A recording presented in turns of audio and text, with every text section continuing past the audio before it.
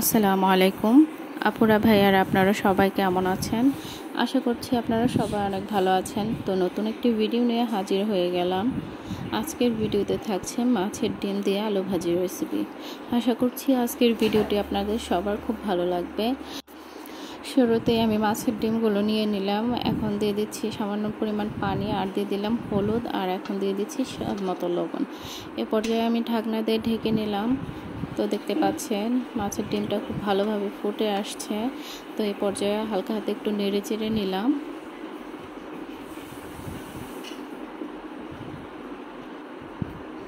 দেখুন পানিগুলো মোটামুটিভাবে শুকিয়ে আসছে, আর ডিমগুলো সিদ্ধ হয়ে গেছে। এই পর্যায়ে আমি চুলা থেকে নামিয়ে নেব। তো এখন একটি কড়াইতে তেল দিয়ে নিলাম। এর মধ্যে দিয়ে দিচ্ছি পেঁয়াজ কুচি, কাঁচামরিচের ফালি। তো এই পর্যায়ে একটু সুন্দরভাবে নেড়ে চেড়ে নেব। দেখতে পাচ্ছেন আমি মাছের ডিমগুলো থেকে পানিটা ঝরিয়ে নিয়েছি। এ পর্যায়ে পেঁয়াজটা বাদামি হয়ে আসছে। তো এখন দিয়ে দিলাম সামান্য পরিমাণ পানি, দিয়ে দিলাম মরিচের গুঁড়া, হলুদের গুঁড়া, ধনিয়া গুঁড়া, দিয়ে দিচ্ছি জিরা গুঁড়া, আর এখন দিয়ে দিব স্বাদ মতো লবণ। এ পর্যায়ে একটু নেড়ে চেড়ে নিচ্ছি। মশলাটা ভালোভাবে ফুটে উঠলে আবারও একটু নেড়ে চেড়ে দিলাম।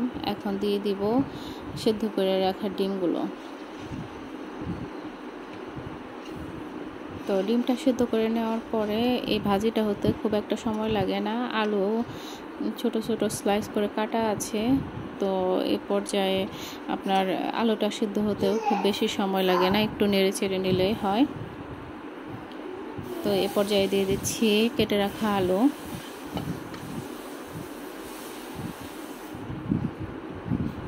তো এখন নেড়ে চেড়ে নেব।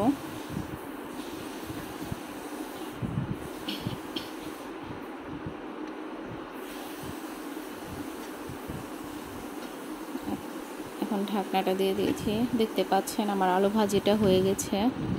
তো এখন আর একটু নেড়ে চেড়ে দেব। এই ভাজিটা গরম গরম ভাতের সাথে খেতে বেশ মজার।